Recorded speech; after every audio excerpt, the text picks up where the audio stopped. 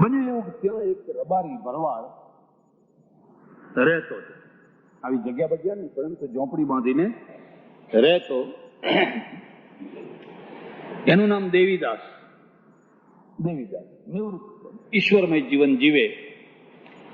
રાજપૂતની કન્યા પરણીને નીકળી, વેલડું નીકળ્યું. અને શું કે વેલડું, કોડ ભરેલી કન્યા નીકળી.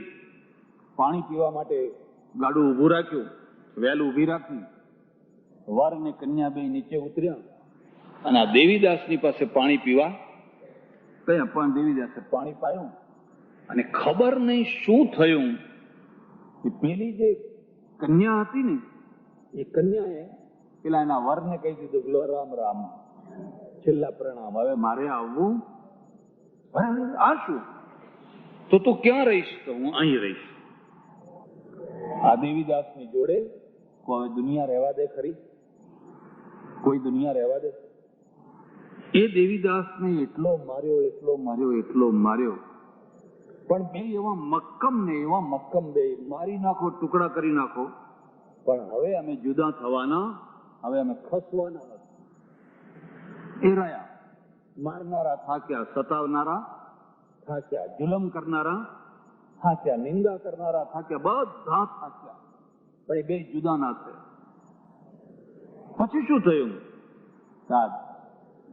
આ દેવીદાસ ને સત દેવીદાસ જે છે એ કોડિયા લોકોને ભેગા કરે અને કોડિયાની સેવા કરે. ત્યારે તો આવા કોડિયાના કોઈ દવાખાના નહીં અને કોડિયાની કોઈ દવાઈ નહીં નીકળેલી. કોડિયાના નજીકમાં કોઈ જાય. હિમાલય પ્રદેશમાં, હિમાલયમાં આજે પણ એવો રિવાજ છે કે આખા ગામમાં જો કોઈને પણ કોડ નીકળ્યો હોય તો આખું ગામ ભેગું થઈ અને એને જીવતો બાળી નાખે. માં હોય તો સગા છોકરા એને બાળી નાખે. ત્યાં તેલ નાખીને પેલી બૂમો પાડતી રહે ને એને દીવાસળી ચાપી. કારણ કે જો એ જીવ છે તો આખા ગામને કોડ મારી નાખે. કઈ ક્રૂરતા કરી, કઈ ક્રૂરતા કરી, કઈ ક્રૂરતા કરી. આ બધું તો આ મિશનરી વાળા આવ્યા, એ લોકો ફર્યા, એમણે આ બધા દવાખાના કર્યા, લોકોને રાખતા થયા. આપણે કોઈ વાર તો સાચી વાત જોયો તો આપણે શું કરતા હતા, આપણે કેવું કરતા હતા. એ તમે કમકમા આવી જાય, એને કોડિયા રાખવા શરૂ કર્યા અને કોડિયા રાખતા રાખતા રાખતા એને પોતાને કોડ થઈ ગયો. ત્યાં મોડું બધું સડી ગયું. ત્યાં બુકાની બાંધે, બુકાની બાંધીને પણ સેવા કરે, છેવટ સુધી બે દેવ થઈ ગયા. પછી હવે પેલી જે રજપૂતની કન્યા હતી, વેલડું લઈને જતી હતી, એ એકદમ કેમ ઉતરી પડીને કેમ રોકાઈ ગઈ? મૂળમાં શું કે એના અંદર વૈરાગ્ય, ભક્તિભાવ હતો, પણ ઘરના દબાણ આગળ એ કઈ બોલી શકી. બીજી એક વાત એ હતી કે કદાચ બોલે તો પાછલું જીવન મારે જીવવું ક્યાં? કોના આધારે જીવન જીવવું? સ્ત્રી કોઈ આધાર વિના જીવન જીવી શકે? આજે કદાચ જીવે, પણ એ જમાનામાં તો કોઈ જીવી શકે? ક્યાં જવું? ક્યાં? અને એમાં એને ગડમથલમાં એનું વેલડું જતું હશે અને એમાં એને આ કુટિયા જોઈ, આજ આશ્રમ જોયો, આ જગ્યા જોઈ અને એને મનમાં નક્કી કરી લીધું કે કાં તો આ તરફ ને કાં તો આ કિનારો ને કાં તો આ કિનારો. હવે મારું વેલડું જો ગામ પહોંચે અને પછી મારો આખો સંસાર, નવી જિંદગી શરૂ થઈ જાય, એના પહેલા કુવામાં પડવું પડે તો કુવામાં પણ હવે મારે અહીંથી ખસવું અને એમાંથી આનું આખું અમર જીવન. અમર દેવીદાસ, એ બેનનું નામ શું હતું? અમરબા. અમરબા, અમર દેવીદાસ અમર થઈ ગઈ. શબરી આ કક્ષાની સ્ત્રી છે. જેમ પુરુષોમાં ઊંચી પ્રકારના પુરુષો હોય એમ સ્ત્રીઓની અંદર પણ ઘણા ઊંચી પ્રકારના દિવ્ય પુરુષો, દિવ્ય બહેનો, દિવ્ય સ્ત્રીઓ હોય. તે બધાની સેવા કરે અને સેવા એમાં પોતાનું જીવન કાઢે. રોજ રામ આવશે, રામ આવશે, રામ આવશે, રામ આવશે, એવી વૃત્તિ એને થયા કરે. લોકો થાક્યા, ટીકા કરીને, નિંદા કરીને, એવી વૃત્તિ એને થયા કરે. લોકો થાક્યા, ટીકા કરીને, નિંદા કરીને, બધું કરીને થાક્યા, પણ એ વિચલિત થઈ. હવે આજે એના અંગ બધા હાડકું દેખાવા લાગ્યું છે, વાળ ધોળા થઈ ગયા છે, આંખો મોતિયો આવ્યો છે, ઊંડી ઉતરી ગઈ છે, ગાલ બેસી ગયા છે આખું શરીર એક ખોખું થઈ ગયું છે, પણ એક જ ઈચ્છા છે કે મને રામ મળશે મળશે ને મળશે. હવે એને જોયું કે ગામમાં તો સભા ભરાય છે, બધા કહે છે પેલો કે મારે ત્યાં આવશે ને પેલો કે મારે ત્યાં આવશે ને પેલો કે મારે ત્યાં આવશે ને પેલો કે બેસ બેસ હવે તારે ત્યાં નહીં આવવા દો. પેલો કે નહીં કેમ આવવા દે, હું આટલા પૈસા આપું, મારે ત્યાં આવો ખાટલો છે, આવો ગોદડા છે, ચરસા ચરસી થઈ રહી છે. તેને બહુ નિશાસો નાખ્યો કે નક્કી હવે રામ મારે ત્યાં આવશે. આટલા મોટા મોટા પૈસાદાર માણસો, અને આ પૈસાદાર માણસો ના આગળ કઈ મારું ચાલવાનું, મારું કોણ સાંભળવાનું હતું, મારું ક્યાં ચાલવાનું હતું. રામ આવ્યા, બધું ટોળું ઉભેલું સત્કાર કરવા માંડે, હાર ને આ ને તે ને બધું લઈ લઈને. અને શબરી છે ને એક તરફ દૂર એકલી ઉભેલી, એને કોઈ નજીક પાછું ના આવવા દે. એટલે રામે જોઈ પણ શબરી ઉભી છે, તે સીધા બધા ટોળાને પડતા મૂકીને શબરી પાસે જઈને એસો કો ઉદાર જગ માહી, એસો કો ઉદાર જગ. અત્યારે શું થયું છે કે અમે બધા સાધુઓ છે ને મર્સિડીઝ જોઈને પ્રભાવિત થઈ ગયા, સામે દોડીએ. આ શેઠ આયા, શેઠ. ચાલુ સભા હોય ને ચાલુ સભામાં કોઈ શેઠિયા જેવો માણસ આવે તો એને આગળ આગળ આવો, આગળ આવો, આગળ અહીં બેસાડો. એટલું જ નહીં, માળા પહેરાવે પાછા બધાના વચ્ચે, એને કથા બંધ રાખીને માળા પહેરાવે. આ બધા શું થઈ ગયા ખબર છે? આ રામની પરંપરામાં રહ્યા કહેવાય. અરે શેઠ આવે તો શેઠ પાછળ બેસવાનું. આ તો હરિકથા છે અને હરિનો દરબાર છે ને હરિના દરબારમાં કોઈ અમીર કે ગરીબ હોય, પહેલો આવે એ પહેલો બેસે, છેલ્લો આવે એ છેલ્લો બેસે. અને છેલ્લા બેસવાની જેની તૈયારી ન હોય એના ઘેર જાય. એનો અભિમાન એને કથા પચવા દેશે. પણ કથાકારો, સાધુઓ, સાધુ મટીને સારંગી વગાડનારા થયા. ખમા બાપુ, ખમા બાપુ, ખમા બાપુ, ખમા બાપુ. અને પેલા શેઠિયાઓને પણ ગમે, એટલે જાણી કરીને મોડા આવે. એટલા માટે ગમે કે આપણે બધા વચ્ચે જઈશું, આમ આમ આમ કરતા, અને અમને માળા પહેરાવશે, અમને આમ કરશે, અમને આમ કરશે. એટલે એમને પણ એમના ઈગોનું પોષણ થાય. પછી 2-5 હજાર ફેંકી દેવાના. એ 2-5 હજાર એને કઈ મોટી વાત, થોડા ફેંકી દેવાના. એક સપ્તાહનું ઉદઘાટન મારા હાથે, અમારા ઓળખીતા એક સાધુ મને લઈ ગયા. આજુબાજુમાં બેઠેલા, હવે બધા ક્લાસ પાડેલા. આગળ બધા ફર્સ્ટ ક્લાસ, પછી સેકન્ડ, પછી થર્ડ, અને ધૂળમાં બેઠા, ખરા સાંભળનારા ધૂળમાં બેઠેલા. એમાં આગળનો જે ફર્સ્ટ ક્લાસ ને ગાદી તકિયાવાળા, એમાં સૌથી આગળની ગાદી ઉપર એક વૃદ્ધ શેઠ આમ પડીને સુઈ જ ગયેલા, બિલકુલ આડા પડીને ગાદી ઉપર તકિયા ઉપર સુઈ ગયેલા. સુઈ ગયેલા તો સુઈ ગયેલા, પણ પેલું પાટલી વાળું ધોતિયું ને થોડું આગું પાછું થઈ ગયેલું. હું તમને આ ખાસ વાત કહું છું, કોઈ સભા બભામાં જાઓ અને આ પાટલી વાળું ધોતિયું પહેર્યું હોય તો જરા જુઓ કે આમ આમ બધું હરખું તો છે ને. પહેરનારને ખબર ના હોય.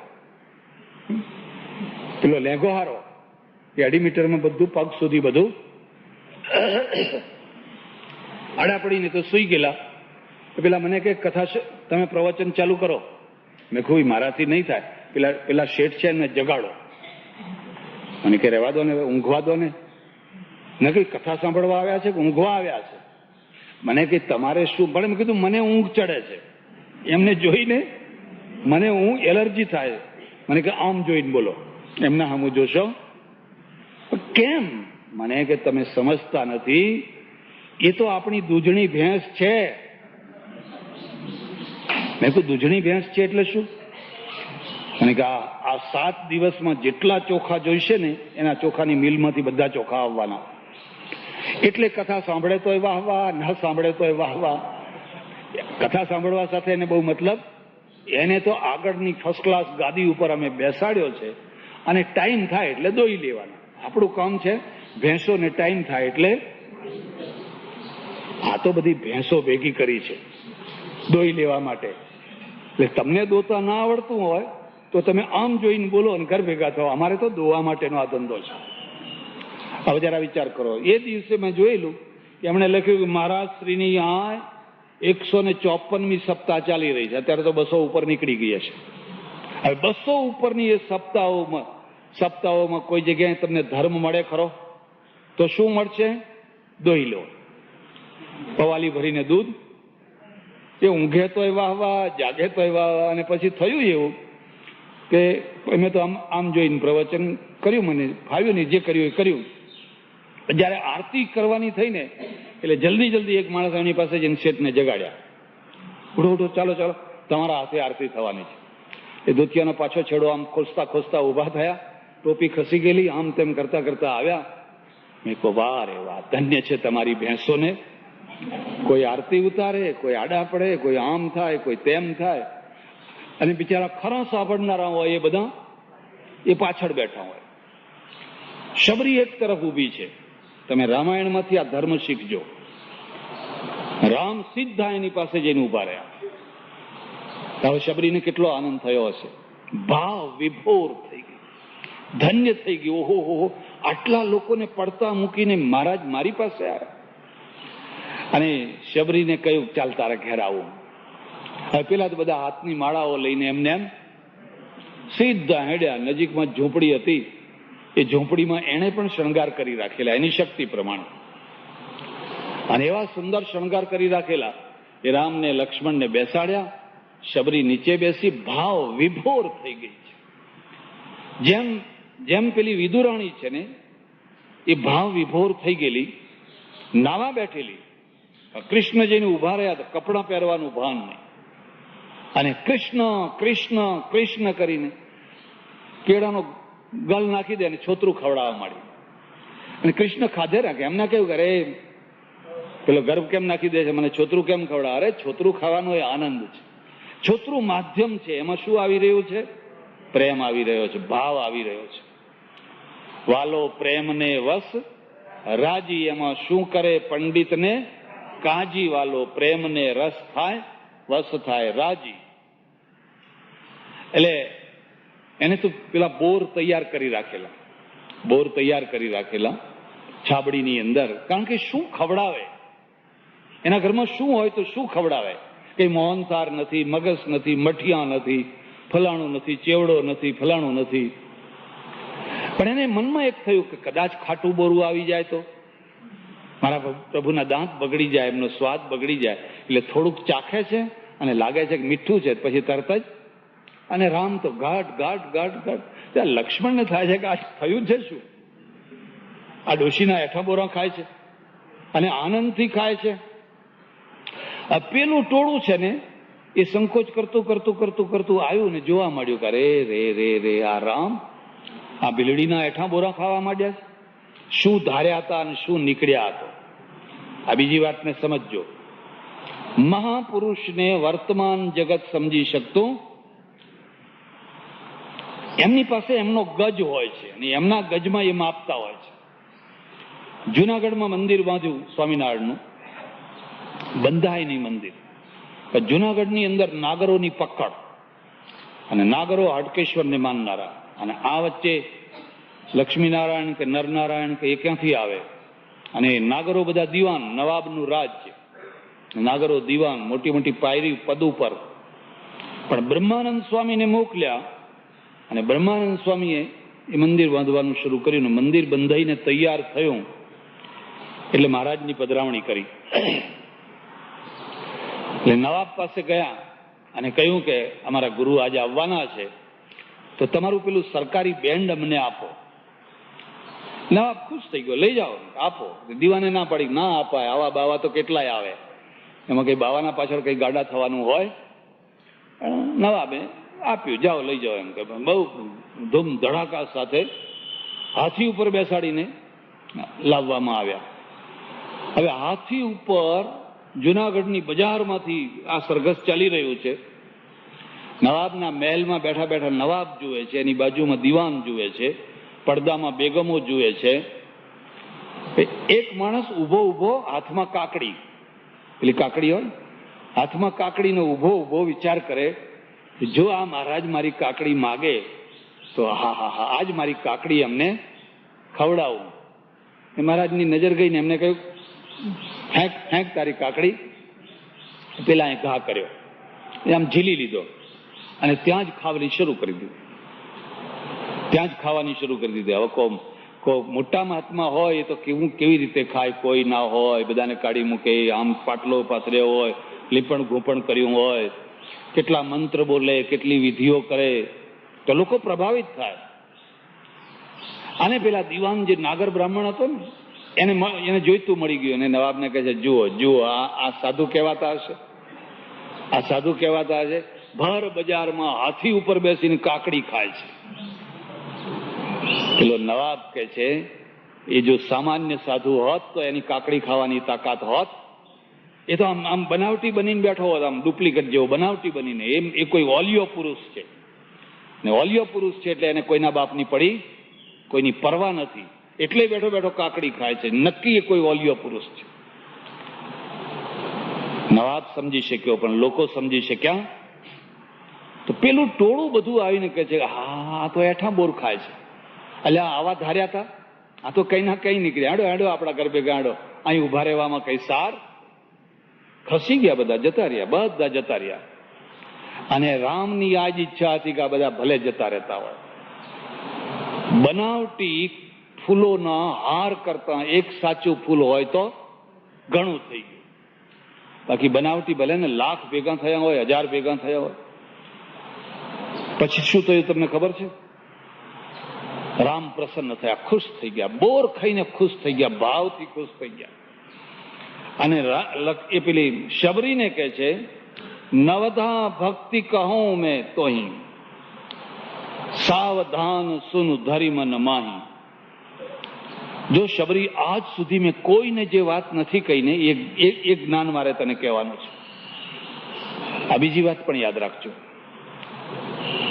વાતની ગુપ્તતા, જ્ઞાનની ગુપ્તતા, ધનની ગુપ્તતા. ડાયો માણસ કદી પણ પોતાનું બધું ધન કોઈને બતાવી દે, બતાવી દો તો ભસ્માસુર. લોકો કેવા હોય, લઈ લે પછી તમને કરી દે, આખી જિંદગી નવરા કરી દે. એક ડોશી મારી પાસે આવી, મને કે મારી પાસે 45,000 રૂપિયા પડ્યા છે, એ 45,000 મારે આશ્રમમાં આપી દેવા છે.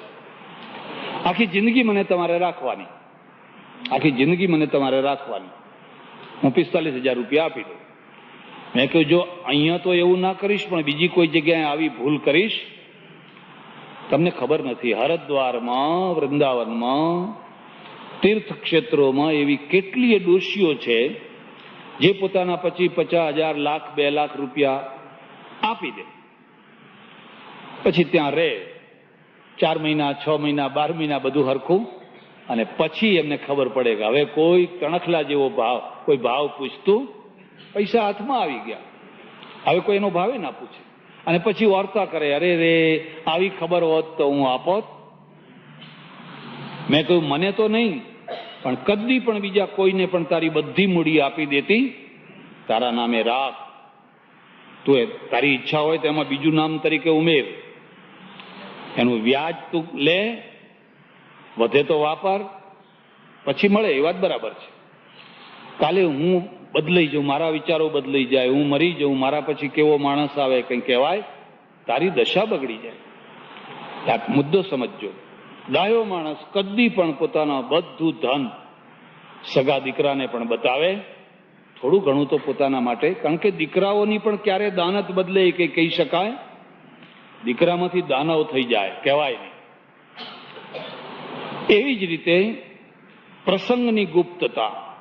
કોઈ પ્રસંગ એવા ઘટ્યા હોય, બધાને કંઈ કહી શકાય, પણ એક કોઈને કહેવા જેવા હોય એને કહે, ને ના કહેવા જેવા હોય એને આખી જિંદગી ધરબી દેવાની. અને ત્રીજી વાત છે જ્ઞાનની ગુપ્તતા. જ્ઞાનની ગુપ્તતા એટલે શું? કે જ્ઞાન આપ્યું, પણ આ કેટલું પચાવશે, આને કેટલું આપવું જોઈએ એટલું આપે, બધું આપે. રામ કે છે, આજ સુધી મેં જે નવધા ભક્તિ કોઈ ઋષિને નહીં, મુનિને નહીં, કોઈ યોગીને નહીં, કોઈ જતીને નહીં, હું આજ તને નવધા ભક્તિ કહેવાનો છું. રામાયણમાં જોજો કેટલીક જગ્યાએ જ્ઞાનની વાત આવે, કેટલીક જગ્યાએ યોગની આવે, કેટલીક જગ્યાએ તપની આવે, બધી આવે. અહીંયા નવધા ભક્તિ મારે આજ તને કહેવાની છે. નવધા ભક્તિ કહું સાવધાન સુનું ધરી મન માહી. તું તાર મનમાં આ બધી વાત હું જે તને કહું એ સાંભળ. આ પેલા બધા ટોળા તો હવના દુનિયાનું ઊંચામાં ઊંચું જ્ઞાન શબરીની ઝોંપડીના ઓટલા ઉપર ઘોડાઈ રહ્યું છે. ઊંચામાં ઊંચું. બાજુમાં રહેનારા એનો લાભ લઈ શકતા. અમારે તેમ કેવું છે કે ઈતરડી જાણો છો? ઈતરડી ઢોરાને ચોંટે ને, ઢોરાને ચોંટે ને એને ઈતરડી કહેવાય. એ ઈતરડી ગાયના બાવલાને લગેલી હોય. હવે બાવલામાં દૂધ ભર્યું છે, પણ ઈતરડી એ દૂધ પીતી લોહી પીવે છે. એ લોહી પીવે છે, નજીકમાં નજીક છે, પણ એ દૂધ પી શકતી તો દૂધ કોઈ દૂરના માણસો પીવે છે. રામે કહ્યું પ્રથમ ભગતિ સંતન કર સંગા દૂસરી રતિમમ કથા પ્રસંગા. તમે આ નવધા ભક્તિને સમજજો. જો પહેલી ભક્તિ છે ને કોઈ સંતનો સંગ કરવાનો, સંતોનો સંગ કરવાનો. એનાથી શું થાય? એનાથી પહેલી નિર્મળતા આવે, એક ફાઉન્ડેશન તૈયાર થાય. તમારે મકાન બાંધવું હોય, તમારે પિલ્લર ઉભો કરવો હોય, સીધું કોન્ક્રીટ નહીં નાખી દેવાનો, સીધો પાયો, સીધો પિલ્લર ઉભો કરી દેવાનો, વાંકો થઈ જશે. તો પહેલા એને કચરો ખૂબ ટીપો, પછી પેલા રોડા નાખો, પછી આ નાખો, તે નાખો. એ કરતા કરતા ફાઉન્ડેશન બધું તૈયાર થાય, પછી એના ઉપર પિલ્લર ઉભો કરો. તો ધરતીકંપના ટાઈમે પણ એ પિલ્લર વાંકો થશે. ભક્તિની શરૂઆત ક્યાંથી કરવી? પ્રથમ ભગતિ સંતન કર સંગા. શબરી તું 1000 કામ પડતા મૂકીને પણ સત્સંગ કરવા જજે. કોઈ સંત આવ્યા હોય, સાચા સંતો, બનાવટી નહીં, ખોટા નહીં, લે ભાગું નહીં, આપણી મર્યાદામાં રહીને, આપણી લીટીમાં રહીને તું કોઈ સત્સંગ કરજે. તારા હૃદયને બહુ ફાયદો થશે, તને બહુ ફાયદો થશે. શું ફાયદો થશે? અમારે સાધુઓ એક બહુ સરસ કથા કહે છે. એક ગેંગો હોય છે, ગેંગો જાણો છો? શું કરે ખબર છે? છાણનો ગોળો બનાવે અને પાછલા પગે ગોળ ગોળ ગોળ ગોળ ગોળ ગોળ ગોળ કરીને એને લઈ જાય. એને કહેવાય ગેંગો. એવા ઘણા આ ચોમાસામાં આમ ગોળ કરીને આમ પાછલા પગે એ ક્યાં લઈ જાય? એનું દર હોય ત્યાં લઈ જાય. હવે ગેંગો અને ભમરો બે સરખા દેખાય. દેખાય કે ના દેખાય? એ ગેંગાને જુઓ તોય કાળો ને એટલો, અને ભમરાને જુઓ તોય. તો ભમરો શું કરે? ફૂલ ઉપર જઈને બેસે. અને ગેંગો શું કરે? છાણ ઉપર જઈને બેસે. ગેંગો હંમેશા છાણ ખોડે અને ભમરો હંમેશા ફૂલ ખોડે. આ માણસની પણ આ જ દશા છે. માણસની પણ જે ભમરા જેવો માણસ હોય હંમેશા ફૂલ એટલે સત્સંગ, સારું જ્ઞાન ખોડે, અને પેલો હંમેશા છાણ ખોડે. ભમરો જતો હશે અને એને જતા જતા જતા જોયું તો મારા જેવો જ, મારા આકાર પ્રકાર, મારો ભાઈ, અને આ છાણના ગોળા વાળે છે. અરે આ છાણના ગોળા વાળે છે. લાવ એને હું મારા ભેગો લઈ જાઉં અને એક દિવસ એને મારો રંગ લગાડવો. એક બીજી વાત પણ યાદ રાખજો, સમજવા જેવી છે. દારૂડિયો દારૂનો રંગ લગાડે કે ના લગાડે? જુગારીઓ જુગારનો રંગ લગાડે કે ના લગાડે? સટોડિયો સટ્ટાનો રંગ લગાડે કે ના લગાડે? પિક્ચર વાળો હોય તો પિક્ચરનો રંગ લગાડે કે ના લગાડે? તો સત્સંગી સત્સંગનો રંગ ના લગાડે? જો બધા પોતાનો રંગ લગાડતા હોય તો જેને સત્સંગનો રંગ ચડ્યો હોય એને પણ એમ થાય કે અરે રે, આ મારા જીવનમાં જે સારું થયું ને એ આના જીવનમાં થાય તોય એને ખેંચી ખેંચીને લઈ જાય. ચાલ ચાલ તું જોતો, એક દિવસ ખાલી તું એક દિવસ આવજે, પછી બીજા દિવસ આવીશ. અને એને રંગ લાગે તો એનો બેડો. પેલા ભમરાના મનમાં થયું કે આ ગેંગો જયારે જુઓ ત્યારે ગોળા લઈને ફરતો હોય છે, છાણના ગોળા. એને કહ્યું, એ ઉભો રે ઉભો રે ઉભો રે, તે કેટલા છાણના ગોળા વાળ્યા. કેમ? આ તમારે આજ કામ કરવાનું કે નહીં? આજ મારી સાથે ચાલ. ક્યાં? તો કે તું જોતો ખરો, તને એક નવી દુનિયા બતાવું, અદ્ભુત દુનિયા બતાવું. મૂકા, આ ગોળાને પડતો મૂક. જબરજસ્તી એની પાસે ગોળો પડતો મુકાયો ને બે ઉડ્યા.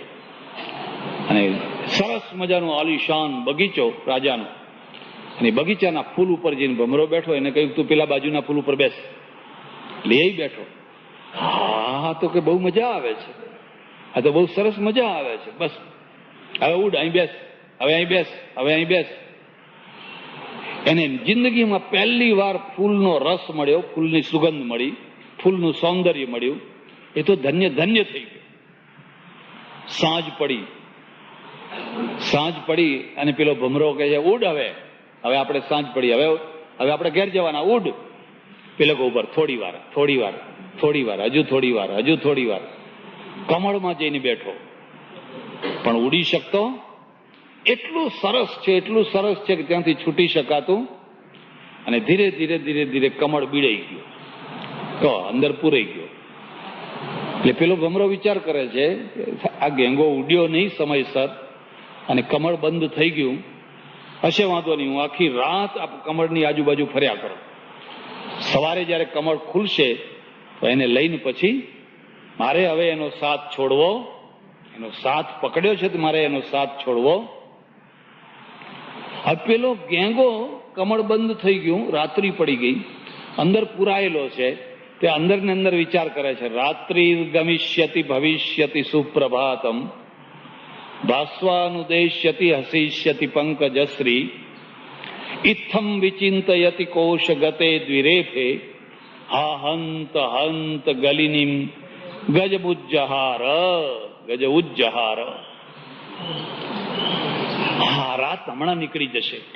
રાત્રિ ગમિષ્યતિ ભવિષ્યતિ સુપ્રભાત, અને જરૂર સારું પ્રભાત ઉદય થશે. ભાસ્વાનુદેશ્યતિ, સૂર્ય ઉગશે. અને હસિષ્યતિ પંકજશ્રી, આ કમળના ફૂલો બધા ખીલી ઉઠશે. અને ખીલી ઉઠશે એટલે હું અને ફરી આવી ભૂલ કરીશ, ફરી નહીં ભૂલ કરું. સાંજ પડશે એટલે ફરી ઉડી જઈશ. આજ જે ભૂલ થઈ એવી બીજી વાર ભૂલ થશે. ઇત્થમ વિચિંતયતિ કોશ ગતે દ્વિરેફે. પેલો સુક્તિકાર કહે છે કે આવો વિચાર કરતા કરતા પેલો પુરાયેલો જે ભમરો છે ને, એટલામાં તો એક મદોન્મત્ત હાથી સૂંઢ આગી પાછી કરતો હાથણીઓ સાથે આવ્યો અને પેલું જે કમળનું ફૂલ હતું ને એ હાથમાં પકડી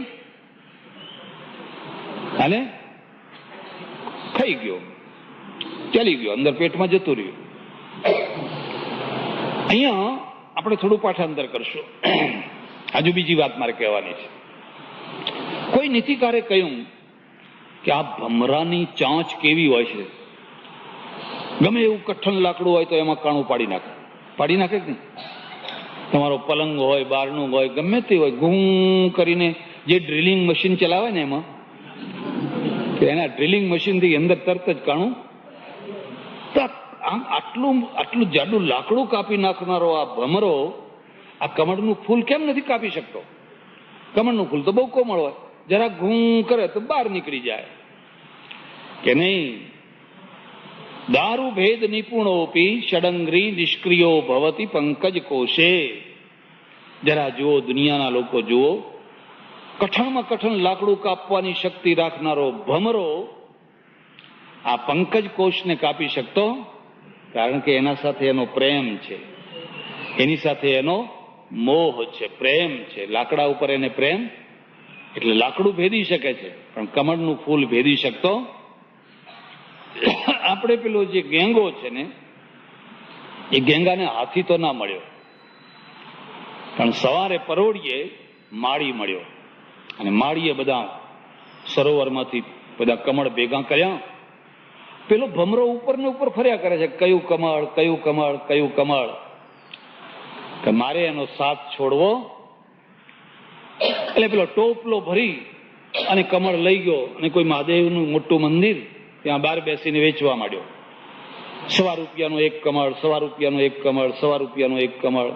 શ્રાવણ મહિનો એટલે જે ભક્તો જતા હોય, શક્તિશાળી ભક્તિ હોય, કોઈ એક લે, કોઈ બે લે, મહાદેવને જઈને ચડાવે. પેલો ભમરો ઉપર ફર્યા કરે છે, એને ખબર છે કે પેલા કમળની અંદર ગેંગો છુપાયેલો છે. જ્યાં એક કમળ કોઈને આપ્યું એટલે ભમરો એની પાછળ ગયો. અને પેલાને તો ખબર નહીં કે આમાં એક નવી ઘટના ઘટી રહી છે. હર હર મહાદેવ ત્રિદલમ ત્રિગુણાકારમ ત્રિનેત્રમ ત્રયાયુધમ ત્રિજન્મ પાપ સંહારમ એક બિલ્વમ શિવાર્પણમ કરીને ભગવાનને ચડાવ્યું તો પેલો એનો સાથ છોડતો. એક દિવસની મૈત્રી, પણ એક દિવસની મૈત્રીની અંદર કેટલી એની નિષ્ઠા કેટલી છે. પૂજારી થોડીક વાર થયો અને બધો કમળ ચડેલા હતા આમ ભેગા કરીને નાખ્યા પેલા બીજામાં, બીજા કોઈ ટોપલામાં નાખ્યા. એ ટોપલા વાળો છે ને એ લઈ ગયો અને જઈને પધરાવી દીધા ગંગાજીમાં, નદીમાં પધરાવી દીધા. પેલો ભમરો પાછળ ને પાછળ ફર્યા રહે. એવામાં પેલું કમળ ખીલ્યું, અને કમળ ખીલ્યું એટલે પેલો ગેંગો અંદર દેખાયો.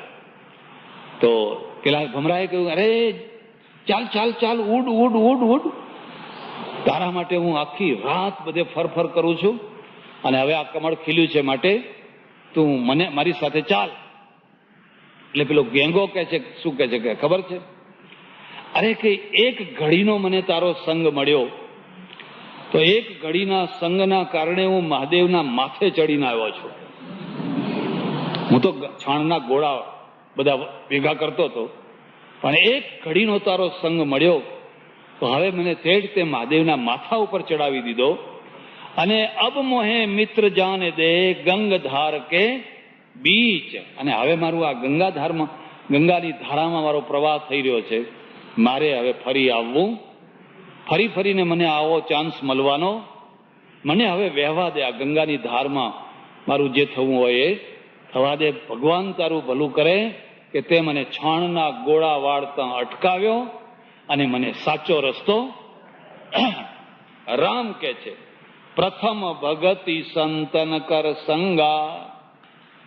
શબરી તું સંતોની પાસે જજે, છળ કપટ મૂકીને જજે, રાગ દ્વેષ મૂકીને જજે, અભિમાન ઉતારીને જજે, સ્વાર્થ કાઢીને જજે. જેટલી નિસ્વાર્થ ભાવથી જઈશ એટલું જ એનું તરત અસર થશે.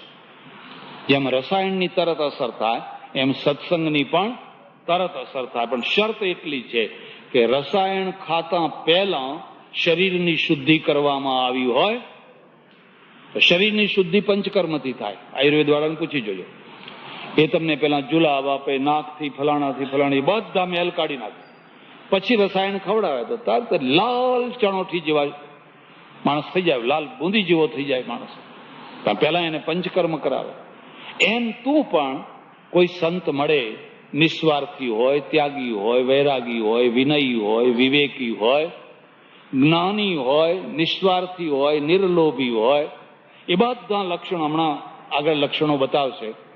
એવા લક્ષણવાળા કોઈ સંત મળે તો તું જરૂર સંતોની પાસે જજે અને જઈને પ્રેમથી ભગવાનનું નામ સાંભળજે. પણ શબરી કહે છે, આ તો પ્રથમ ભક્તિ કરી, હવે બીજી ભક્તિ શું છે? તો કે બીજી ભક્તિ કૃષ્ણ કનૈયા રામચંદ્ર ભગવાન ઉમાપતિ મહાદેવ પવન સુત હનુમાન કી સનાતન ધર્મ કી સદગુરુદેવ કી વૈદ્યનાથ મહાદેવ કી નમઃ પાર્વતી પતે હર હર મહાદેવ. શ્રી રામ જય રામ જય જય રામ.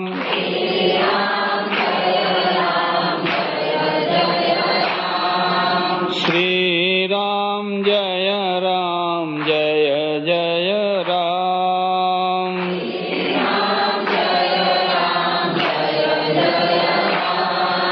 શ્રી રામ જય રામ જય જય રામ. શ્રી રામ જય રામ જય જય રામ. શ્રી રામ જય રામ જય જય રામ.